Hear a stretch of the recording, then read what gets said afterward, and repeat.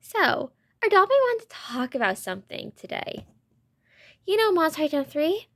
If you've seen the her talking about Gen 3 Nephra, or the or the Let's Talk About Autism video, you know she has mixed opinions on it.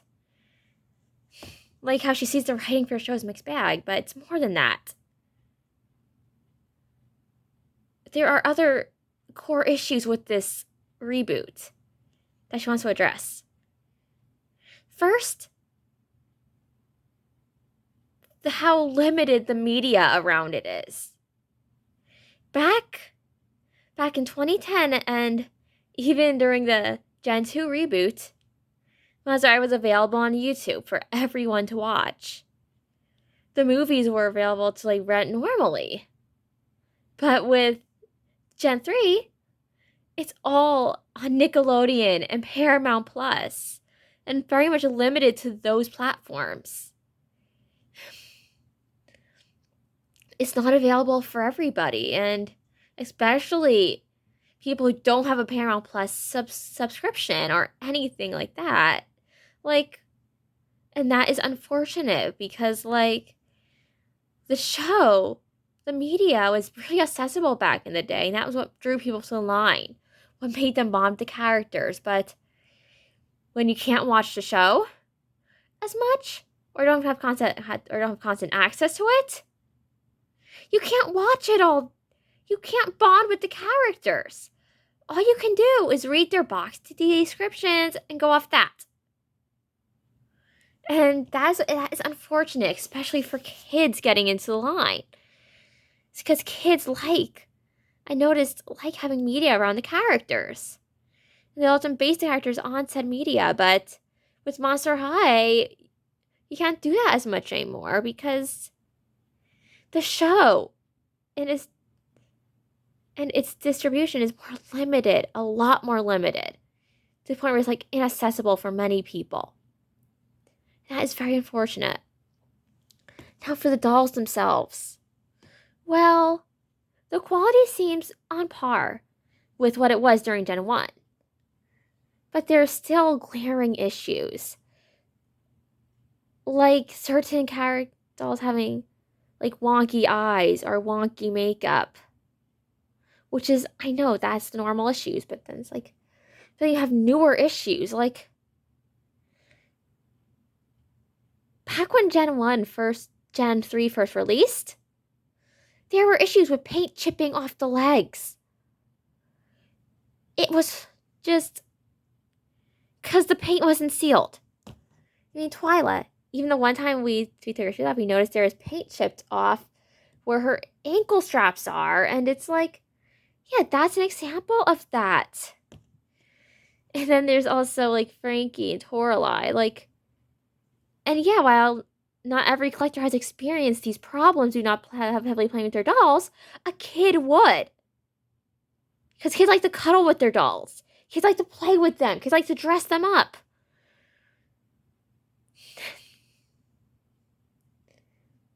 And even play with their hair. And this brings me to the next issue. The polypropylene hair. You know, with a lot of dolls with straight hair, polypropylene hair, it's not the worst thing in the world. Especially if you're not going to fix their hair. But if you're a kid and you're going to fix their hair and their hair is polypropylene, it is not going to cooperate. It is going to be drier than other doll hair. And the most obvious example of this is Claudine.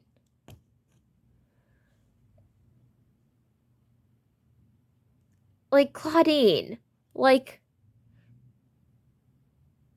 I know only one of her dolls so far has had saran hair, which is horrible because she's the main character.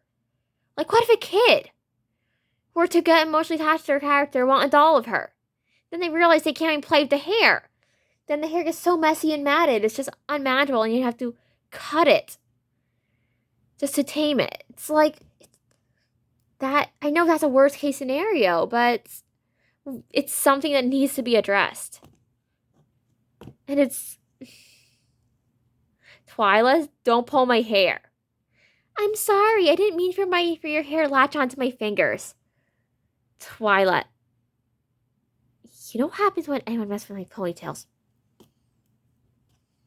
My hair's so thick, Veronica. I'm sorry. It's okay. I'm not mad at you.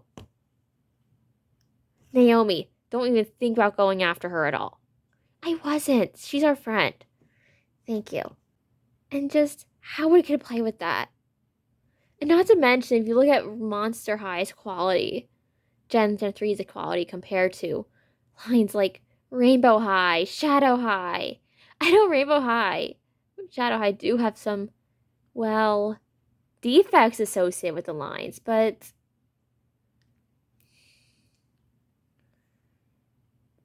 the clothing is consistently amazing quality. The quality is consistently really good. The level of detail is unmatched. Monster High, its level of detail isn't at that level. Sometimes I feel like with all these issues and stuff, especially with polypropylene hair, Mattel is not putting their best foot forward. Like, they could do better. And they haven't. And the most glaring recent example of this is Abby Abominable, her G3 doll. While her clothes may look cool, her hair is polypropylene. And I get it. They have different body sizes. It's more diverse. It's cool. But, like, still. How important is having different body sizes when you can't get your quality on point? When the hair ties you use for your dolls are inconsistent. Like how sometimes Saran is sometimes Polly. And it's like... And so many Monster High fans have spoken out against the polypropylene hair. So, I'm probably beating that horse at this point. But it's like... Poly hair isn't as good as Saran. It isn't as soft or manageable as Saran. Although Twilight's hair was kind of a nightmare deal out of the box. Yeah, I had to get it really brushed out. They won't let me forget it. Yeah, her hair was a nightmare. Like, it was matted at the bottom. We had to use the wire brush that we normally use for 18-inch dolls to go through her hair. And there's still, like, strands of her hair stuck in that brush. Like, her hair just wasn't very good. Right out of the box. Until we, like, fixed it up a little bit. And brushed it out for her. Now, Cleo is an interesting case because while her hair is polypropylene, it's really not a horrible polypropylene. Like, it's actually soft to the touch, kind of. But, like, considering there's different grades of polypropylene, why would Mattel give Claudine, like, the worst hair out of all of them? Like, and Draculaura has been fairly unaffected by polypropylene except for one of her called Miss Secret dolls. And then Frankie. Yeah, she's an interesting case. Some of her dolls have poly, some of her dolls have Saran. And I get it. There are some shades, brighter shades especially, that are specifically available in polypropylene but not in Saran. But, like, any kid would rather have a doll with softer hair that you could brush and style than a doll with super bright, colorful hair that, like, may not be the easiest to style or play with. That may not stand that test of time. Like, the thing with MGA that makes them stand out, they use nylon now. Yeah, most of their modern dolls use almost exclusively nylon hair. And nylon, it's soft. It's nice. It's very nice. And it's just a very good hair fiber when it's a good high grade of nylon. Like, it's what me and Naomi's hair is. And all the Rainbow High dolls. And people talk bad about Ainsley's hair. Ainsley's hair isn't even the worst. It's not. Like, compare her hair normal to my hair. Yeah, it could need a little work, but compare it to like to polypropylene, it's not the worst. And I've mentioned other unusual issues with Monster recent G3 hair has been like, well, like Gen 1 dolls when they don't have glue seepage. Thankfully, glue seepage is solved with Gen 3. Without glue seepage, without glue seepage, their hair was soft. It was nice. Something that I've always noticed on more recent Gen 3 Monster dolls, especially Dark Laura, is that the strand's a little bit waxier, which is interesting. Like, it feels almost greasy at times. And you have to wash the hair. It's like just.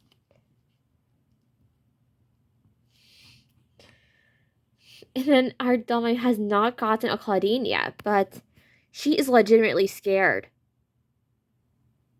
to have to deal with her hair because, especially if it's not one that has like Saran, because just she has her nightmare stories about Claudine's hair. How it's unmanageable, how it tangles right out with the box from the mouths of other adult collectors.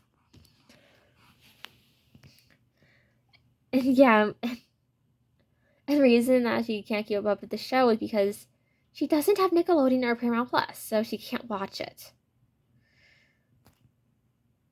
And has to find other ways to watch it, but it's like, that is unfortunate. Because it makes it more difficult to bond with the characters, to enjoy all the good representation being put down in that show. Because there is good representation. There's Twyla with her autism. There's Finnegan Wake, who's like a wheelchair user.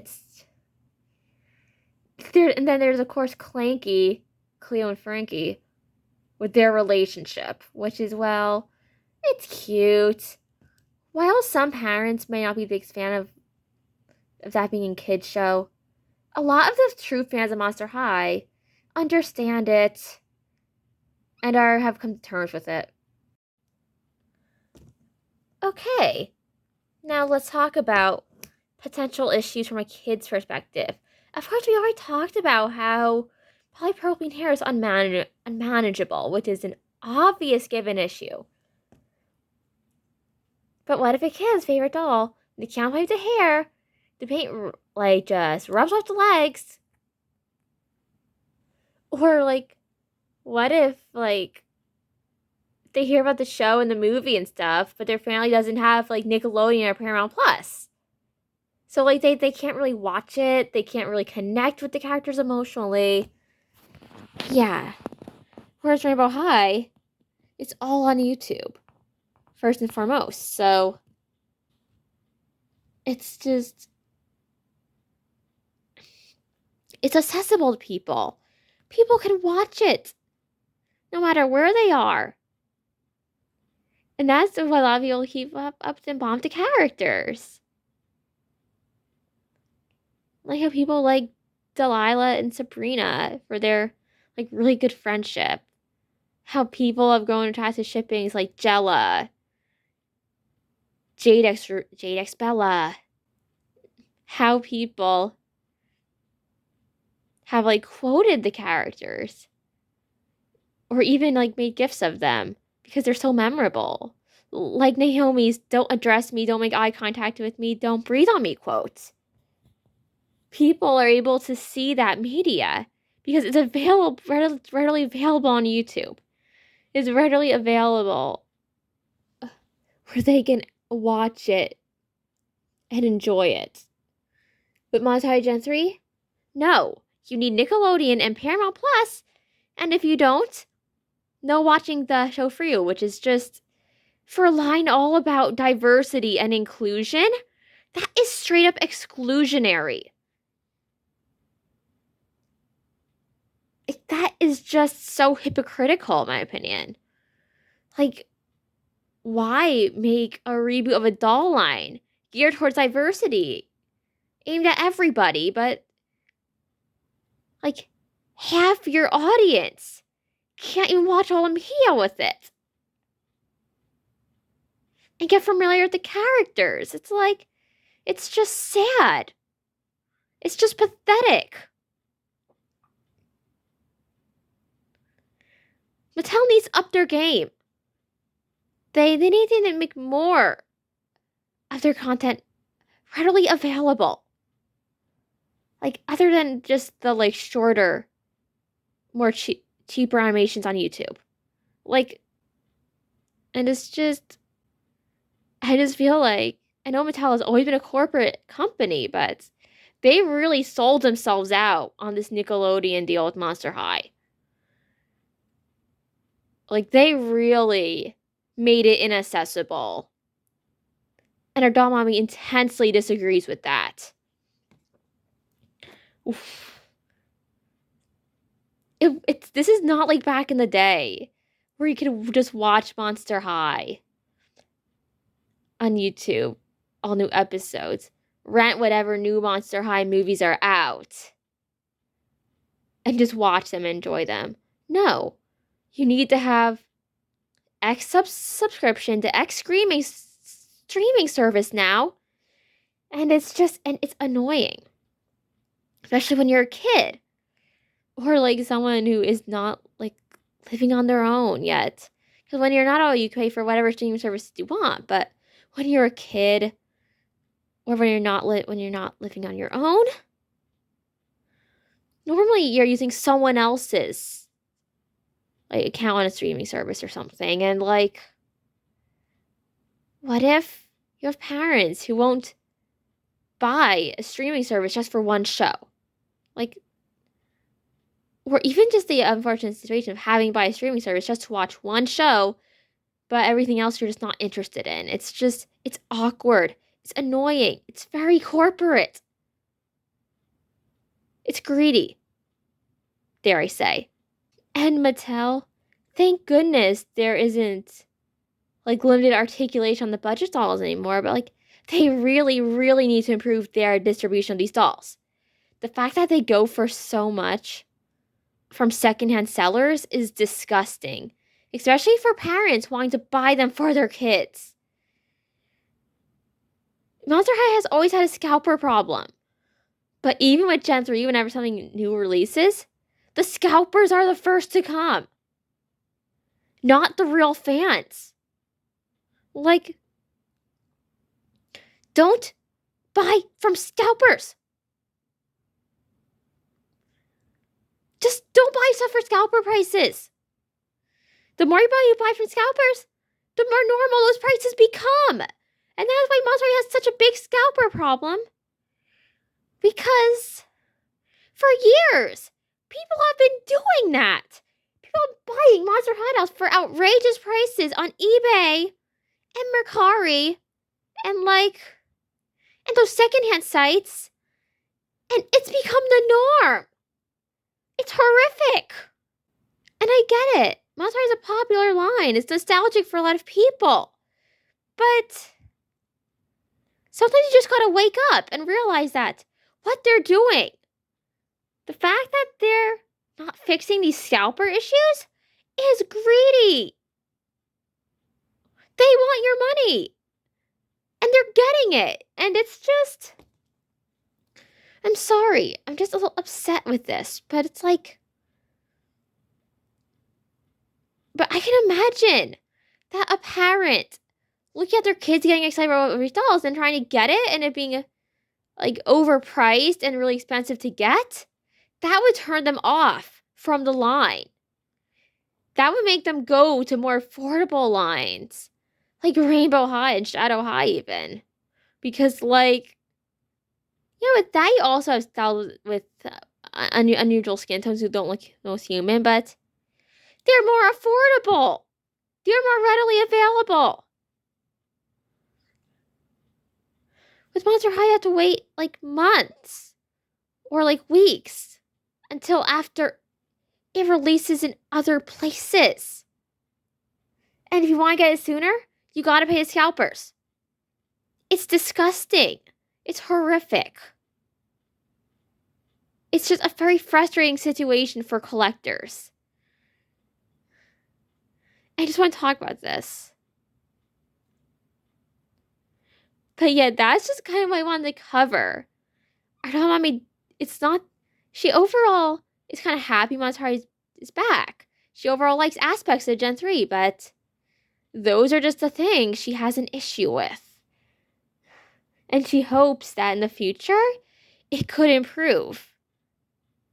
That the distribution could improve. The quality of the hair could improve. That it could get better. But until it gets better, she's focusing on Shadow High and Rainbow High for now. She's not getting as many Gen 3 dolls. Although when doing Gen 3 Network comes out, she's definitely getting into the collection. But other than her, she's not sure if she really wants a lot of them.